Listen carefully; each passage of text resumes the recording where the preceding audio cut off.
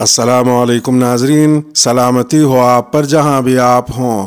Calendar پر آج تاریخ ہے 17 شعبان المعظم، انگریزی تاریخ 10 مارچ ہے۔ اپنے میزبان راہی حجازی سے عالمی خبریں سنیے۔ سعودی عرب کے ہوائی اڈوں پر خواتین ٹیکسی ڈرائیورز۔ سعودی عرب میں اسلامی تعلیمات اور سعودی اقدار کے خلاف جاتے ہوئے ایک اور تبدیلی کو متعارف کرایا گیا ہے۔ اس تبدیلی میں سعودی پبلک ٹرانسپورٹ اتھارٹی نے سعودی عرب کے 4 ہوائی اڈوں پر 80 سے زائد خواتین ٹیکسی ڈرائیوروں کو روٹ پرمٹ جاری کرنے کا اشارہ دیا ہے۔ البلاد اخبار کے مطابق وزارت بہبود آبادی کے تعاون سے ٹرانسپورٹ اتھارٹی 80 سے زائد سعودی خواتین کو ایئرپورٹ ٹیکسی سروس کا حصہ بنانے کے لیے تربیت فراہم کرے گی۔ ایئرپورٹ ٹیکسی سروس دینے والی بڑی کمپنیوں کے ساتھ 3 معاہدوں پر دستخط کر دیے گئے ہیں۔ واضح رہے کہ پچھلے دنوں سعودی مبلغ اور دمام شہر میں شاہ عبدالعزیز مسجد کے سابق خطیب و امام عماد المبیض نے اپنے ٹویٹر ہینڈل پر ایک ویڈیو پیغام میں شاہ سلمان ابن عبدالعزیز، ولی عہد محمد ابن سلمان اور ان کے مشیر ترکی آل شیخ کو مخاطب کرتے ہوئے کہا تھا کہ سعودی عرب کی بنیاد ایمان اور اللہ تعالیٰ کے دین کے قیام و نفاذ کی بنیاد پر رکھی گئی تھی، اور آج جو کچھ سعودی عرب میں ہو رہا ہے وہ ان اصولوں کے سراسر خلاف ہے۔ اس ویڈیو پیغام میں سعودی مبلغ نے سعودی حکام کو اللہ سے خوف کھانے کی ہدایت بھی کی تھی۔ ادھر ایک دوسری خبر میں سعودی عرب کی عدالت عظمیٰ نے ملک بھر کے تمام مسلمانوں سے 21 مارچ کو رمضان المبارک کا چاند دیکھنے کی اپیل کی ہے۔ عدالت کا کہنا تھا کہ کوئی بھی شخص براہ راست یا دوربین سے چاند دیکھے تو شہادت پوری ذمہ داری کے ساتھ ادارے تک پہنچائے۔ سپریم کورٹ کا مزید کہنا تھا کہ جن لوگوں کی نظر تیز ہے یا وہ چاند دیکھنے کا تجربہ رکھتے ہیں تو وہ مقامی رؤیت ہلال کمیٹی میں شمولیت اختیار کریں۔ افغانستان کے صوبہ بلخ کے گورنر بم دھماکے میں مارے گئے۔ افغانستان کے صوبہ بلخ کے گورنر اور طالبان کے ایک اہم کمانڈر اپنے دفتر میں ایک بم دھماکے میں مارے گئے ہیں۔ بلخ پولیس کے ترجمان آصف وزیری نے فرانسیسی خبر رساں ادارے AFP سے بات کرتے ہوئے کہا کہ گورنر محمد داود مزمل سمیت 2 افراد دھماکے میں شہید ہو گئے، تاہم انہوں نے واضح نہیں کیا کہ دھماکہ کس چیز سے ہوا۔ فی الحال دھماکے کی ذمہ داری کسی نے قبول نہیں کی ہے۔ دوسری جانب طالبان حکومت کے ترجمان ذبیح اللہ مجاہد نے ٹویٹ کیا کہ ان کو اسلام کے دشمنوں نے شہید کیا ہے۔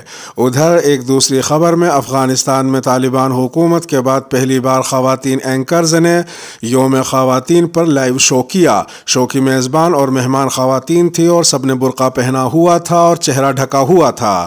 افغانستان کے نشریاتی ادارے طلوع نیوز میں خواتین کے عالمی دن کے موقع پر ایک لائیو پروگرام نشر کیا گیا جس میں صحافی عاصمہ خوگیانی میزبان تھی، جبکہ مہمانوں میں اپنے اپنے شعبوں میں نمایاں کردار ادا کرنے والی خواتین نے شرکت کی۔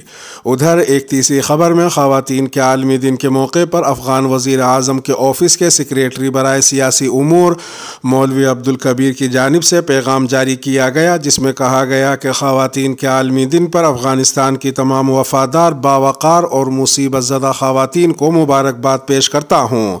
تاریخ کے مختلف ادوار میں دنیا کی مسلم خواتین بالخصوص افغان خواتین نے ایک بااثر کردار ادا کیا ہے۔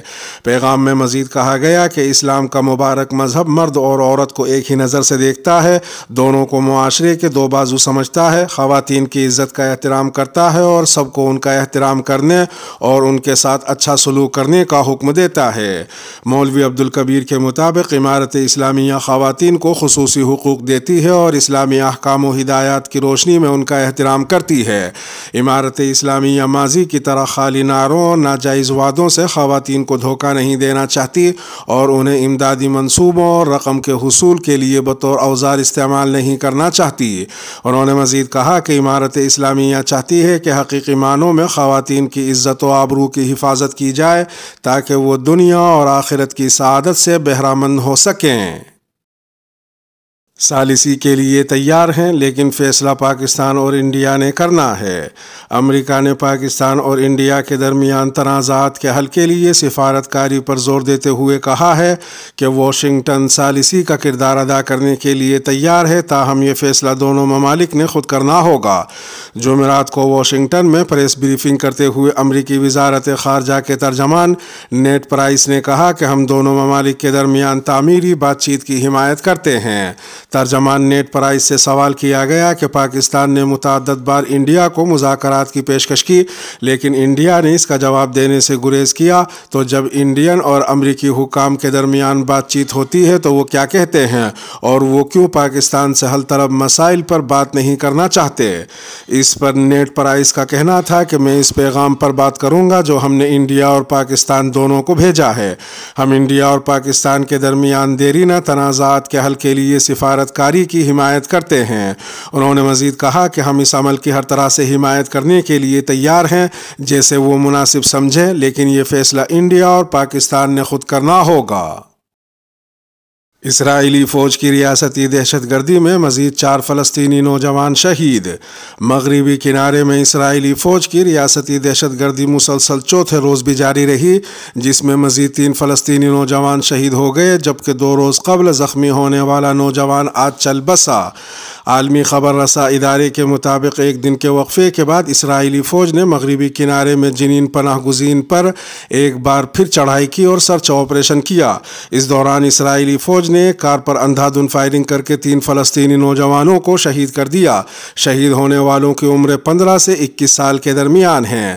اسی طرح ایک روز قبل اسرائیلی فوج کی گولیاں لگنے کے باعث زخمی ہونے والا 14 سالہ نوجوان زخموں کی تاب نہ لاتے ہوئے آج چل بسا۔ اس واقعے میں 6 نوجوان شہید بھی ہوئے تھے۔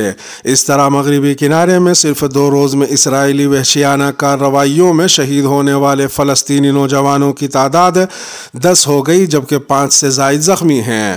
واضح رہے کہ رواں برس اسرائیلی فوج اور یہودی قابض آباد کاروں کے ہاتھوں شہید ہونے والے نوجوانوں کی تعداد 78 ہو گئی ہے، جن میں سے 1 خواتین اور 14 بچے شامل ہیں۔ ایران میں اخلاقی پولیس کی نئے نام سے واپسی۔